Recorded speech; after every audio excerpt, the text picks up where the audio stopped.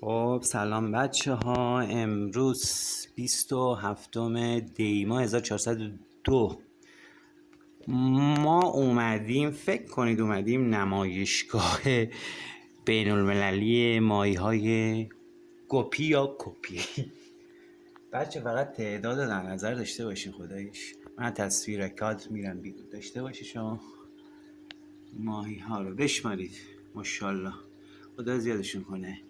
یکی، دوتا، اونم یکی دیگه، سه تا، اونم یکی دیگه، 4 تا، 5 تا، ماشاءالله. 150، 200، فکر کنم حدود 300 تا باشه.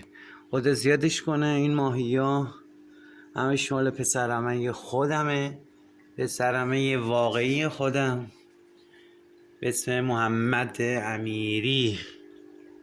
میگم محمد جون اینا رو بذار برای فروش، اینا تولید بکنه. اینا رو میگه بابا بیخیال، حوصله داری نگاه کردنش برای من دنیا ارزش داره. میگم به جون خودم محمد اینا دست من باشه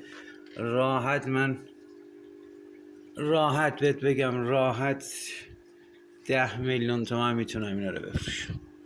محمد میگه نداشت، میخوای همشو بهت بدم وردار ببر، اسم پول نیار. میگه اسم پول چی نیار.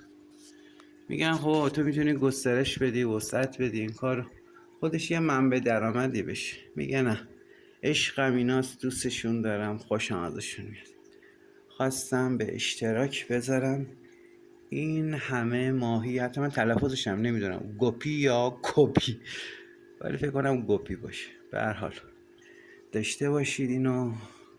خودم بیام تو کادر دوباره. اینم سبیله بابکه با این همه ماهی، ما و بازم ماهی. خب باید نم نم بریم خداحافظی کنیم. من تصویر رو میبرم جلو جلو جلو و بازم جلوتر. بچه تصویر دارید دیگه. حدود 300 تا ماهیه. ماشاءالله.